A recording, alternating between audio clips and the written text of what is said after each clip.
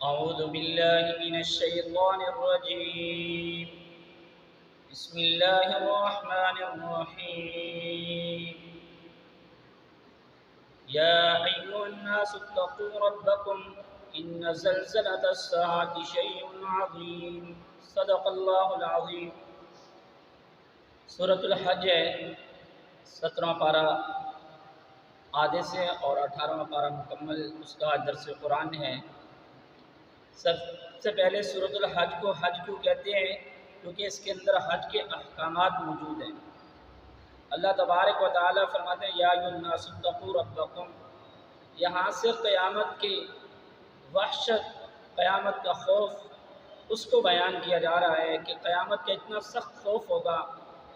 کہ حاملہ عورت اپنا بچے کو گرا دے گی، اتنا سخت قیامت کا خوف ہوگا، اور دودھ پلانے والی عورت وہ اپنے دودھ پیتے بچے کو گرا دے گی۔ تو فرمایا قیامت کا زلزلہ جو ہے وہ بہت سخت ہے اور ہے بھی قریب ہے۔ اس کے بعد وَمِنَ النَّاسِ مَن يَعْبُدُ اللَّهَ عَلَى حَرْفٍ فَإِنْ أَصَابَهُ سے دنیاوی فائدے کے لیے ایمان کو قبول کرنا، یعنی ان کا مقصد ایمان لانا صرف دنیا کے فائدے کے لیے ہو، تو فرمایا اس کا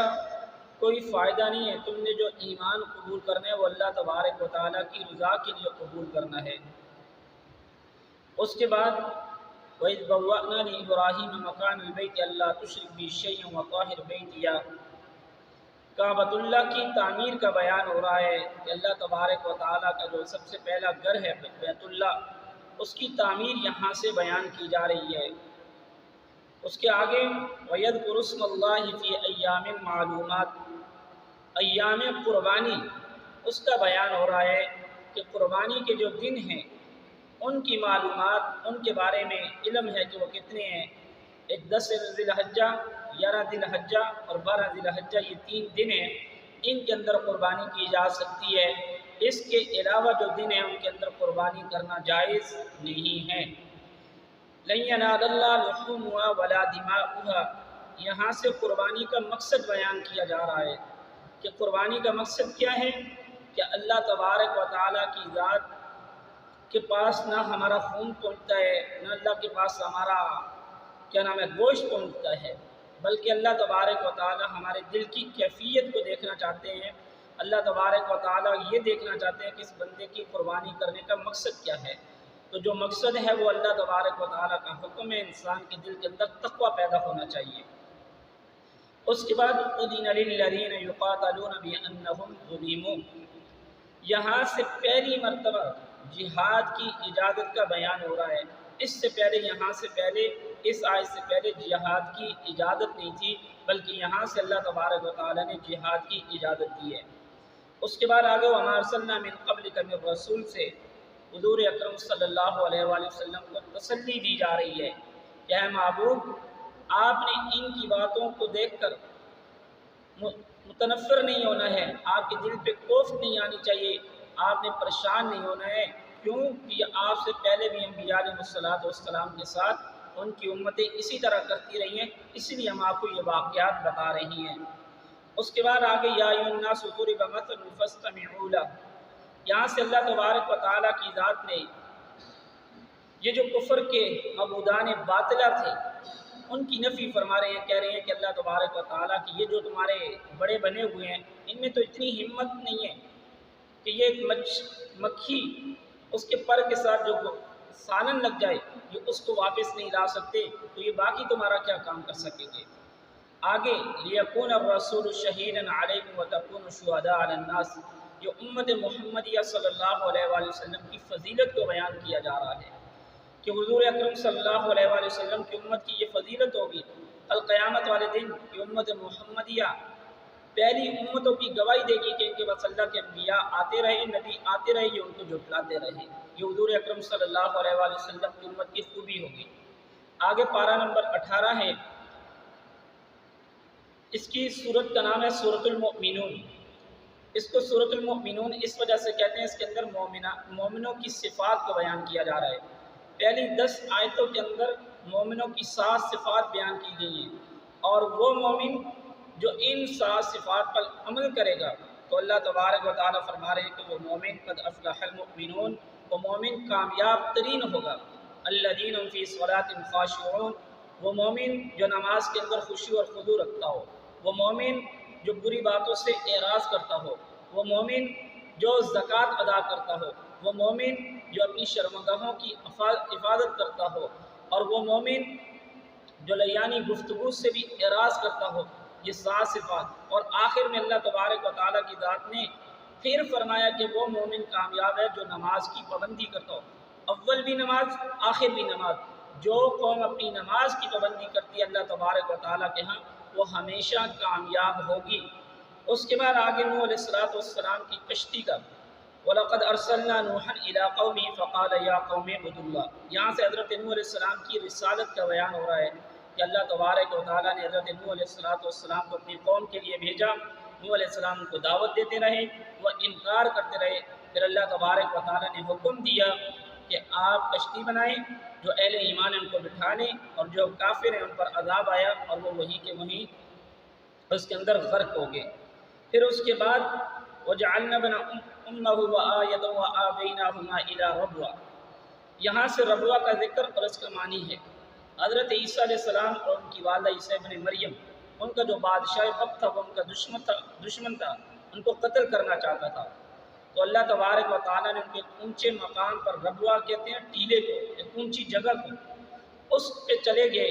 تو وہاں سے اللہ تبارک و تعالیٰ نے ان کے لیے اچھی اچھی چیزیں وہ نازل کی، پانی وغیرہ ہر چیز تازہ تھی، تو اس وجہ سے وہ وہاں سے اس بادشاہ کے ظلم سے، ان کی جو درندگی تھی اس سے بچ گئے۔ آج بھی پاکستان کے اندر جس طرح قادیانیوں نے ربوہ کو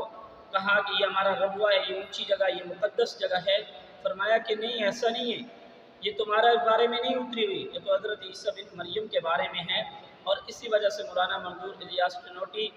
حافظہ اللہ کی محنت سے اس ربوہ کا نام آج چناب نگر رکھ دیا گیا ہے۔ آگے وَهُوَ الَّذِي أَنشَأَ لَكُمُ السَّمْعَ وَالْأَبْصَارَ وَالْأَفْئِدَةَ، انعامات خداوندی ہے کہ وہ ذات جس نے تمہاری آنکھ، کان، دل پیدا کیے ہیں، یعنی جو اہم چیزیں تھیں اس کا اللہ تبارک و تعالیٰ کی ذات نے تذکرہ کیا کہ دیکھو تمہارے اللہ تبارک و تعالیٰ نے آنکھیں بنائی، تم جو جی چاہتا ہے اس کو دیکھتے ہو، اللہ نے تمہارے کان بنائی اور تم ان سے جو جی چاہتا ہے ان کو سنتے ہو، اللہ نے تمہارا دل بنایا، جو تمہارے دل میں آتا ہے تم اس کے ساتھ سوچتے ہو، تو ہے کوئی اور ذات وہ اس کو بنانے والی۔ آگے تلفح وجوہہم النار وہم فیہا کالحون، کافر کی تمنا حتی اذا جاء احدہم الموت قال رب ارجعون، پہلے اس سے پہلے آیت میں حتی اذا جاء، کہ کافر کی تمنا ہوگی ہائے کاش، جب وہ قیامت کے عذابوں کو دیکھے گا کہے گا کہ ہائے کاش کہ میں واپس چلا جاؤں، لیکن اللہ تبارک و تعالیٰ اس کو دوبارہ واپس نہیں بھیجیں گے۔ آگے تلفح وجوہہم النار، جہنم کے عذاب کی وجہ سے ان کے چہرے مسخ ہو چکے ہوں گے، جل چکے ہوں گے۔ آگے انسان کی پیدائش کا مقصد، افحسبتم انما خلقناکم عبثا وانکم الینا لا ترجعون، فرمایا کہ انسان کو اللہ تبارک و تعالیٰ نے بے مقصد نہیں پیدا کیا، اس کو اپنی عبادت کے لیے پیدا کیا، اس کو ایک مقصد دے کر بھیجا۔ ان 4 آیتوں کے بارے میں آتا ہے، حضرت عبداللہ بن مسعود رضی اللہ تعالیٰ عنہ کی روایت ہے کہ انہوں نے ایک شخص کو دیکھا، وہ سخت عذاب میں مبتلا تھا، سخت بیماریوں میں مبتلا تھا، تو انہوں نے اس کے کان کے اندر یہ 4 آیتیں فحسبتم سے لے کر آخر تک پڑھ کے اس کے کان میں پھونکی تو وہ بالکل صحیح ہو گیا۔ حضور نے پوچھا کیا پڑھا ہے؟ تو انہوں نے فرمایا یہ والی 4 آیتیں، فرمایا اگر کوئی صحیح ایمان اور یقین کے ساتھ کسی بیمار کے کان میں یہ پڑے گا تو اللہ اس کو شفا دے دیں گے، اگر کوئی صحیح ایمان کے ساتھ پہاڑ پہ پڑے گا تو پہاڑ بھی اپنی جگہ سے ہل جائے گا۔ اس کے بعد آگے سورۃ النور ہے، اس کی وجہ تسمیہ یہ ہے کہ نور کو نور اس لیے کہتے ہیں، آگے آیت کے اندر اللہ تبارک و تعالیٰ کے نور کا تذکرہ آ جائے گا، نور روشنی کو کہتے ہیں۔ الزانیۃ والزانی فاجلدوا کل واحد منہما 100 جلدہ، حد زنا کا بیان ہے کہ زنا کرنے والا مرد ہو یا عورت ہو، ان دونوں کو 80 کوڑے لگائے جائیں گے۔ اس کے آگے والذین یرمون المحصنات، زنا کا الزام لگائے کوئی شخص کسی پاک دامن عورت پہ، اس کو چاہیے 4 گواہ پیش کرے، اگر وہ 4 گواہ نہیں پیش کرے گا پھر اس کو سزا دی جائے گی۔ اس کے بعد والذین یرمون ازواجہم، کوئی آدمی اپنی بیوی پر الزام لگائے اور اس کے پاس گواہ موجود نہ ہوں تو پھر ان کے درمیان یہ لعان کا مسئلہ ہے، ان کے درمیان جدائی کروائی جائے گی۔ اس کے بعد ان الذین جاءوا بالافک عصبۃ منکم، یہ واقعہ افک کا ہے، ام المؤمنین حضرت عائشہ رضی اللہ تعالیٰ عنہ کی برات کا واقعہ ہے کہ آپ علیہ السلام ایک واقعے سے ایک جنگ سے واپس آ رہے تھے، تو آپ علیہ السلام نے جب قافلے کو چلنے کا حکم دیا تو آپ کی بیوی حضرت عائشہ صدیقہ رضی اللہ تعالیٰ عنہ قضائے حاجت کے لیے چلی گئی، تو وہاں پہ قافلہ پیچھے سے نکل گیا، یہ آ کر وہیں پہ بیٹھ گئی، تو عبداللہ بن ابی جو حضور اکرم صلی اللہ علیہ وآلہ وسلم کا ازلی دشمن تھا، اس نے آپ پر تہمت لگا دی،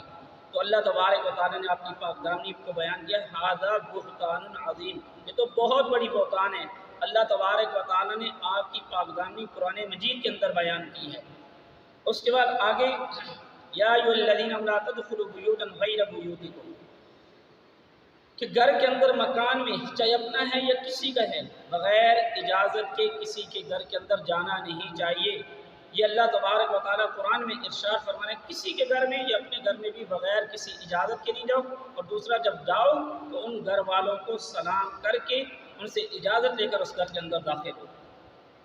اس کے بعد آگے قل للمؤمنین یغضوا من ابصارہم ویحفظوا فروجہم،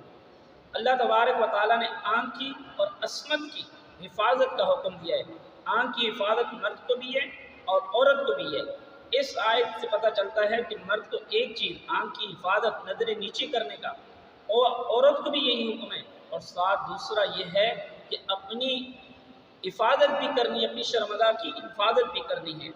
اس کے بعد آگے اللہ نور السماوات والارض، فرمایا اللہ کا نور جو ہے وہ آسمان اور زمین دونوں کے اندر موجود ہے۔ جس وقت ہم نور کہتے ہیں، نور کا مطلب ہوتا ہے منور، یعنی روشن کرنے والا۔ اس کے بعد ومن يطع الله ورسوله فقد فاز فوزا عظيما ومن يطع الله ورسوله يخشى الله ويتقي، چار چیزیں کامیابی کے لیے، چار چیزیں اللہ اور اس کے رسول کی اطاعت، اور ومن يطع الله ورسوله ويخشى الله ويتقي،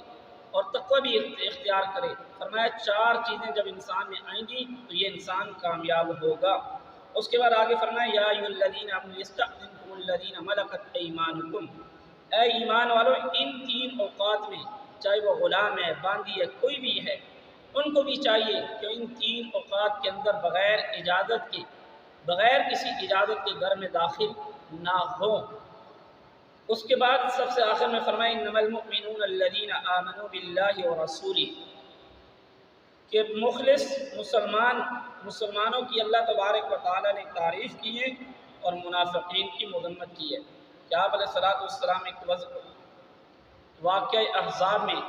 یعنی جب غزوہ احزاب کی کھدائی کر رہے تھے تو مومن جو تھے وہ آپ سے اجازت چاہتے تو اللہ نے فرمایا کہ ان کو اجازت دے دے، اور یہ جو منافق تھے یہ پروپیگنڈا کرتے تھے کہ یہ ہمارے ساتھ یہ مسئلہ ہو گیا، بہانے بناتے تھے، تو اللہ تبارک و تعالیٰ کی ذات نے ان کی یہاں پر مذمت بیان کی ہے کہ یہ منافق ایک تو کوئی کام کرتے نہیں ہیں، اور جب آ کے کچھ کرتے ہیں تو ساتھ اوپر سے پروپیگنڈے کرتے ہیں، ہمارا یہ مسئلہ ہے، ہمارا وہ مسئلہ ہے۔ اللہ تبارک و تعالیٰ کی ذات سے دعا ہے کہ اللہ تبارک و تعالیٰ ہمیں ان باتوں پر عمل کی توفیق عطا فرمائے۔ وآخر دعوانا ان الحمد للہ رب العالمین۔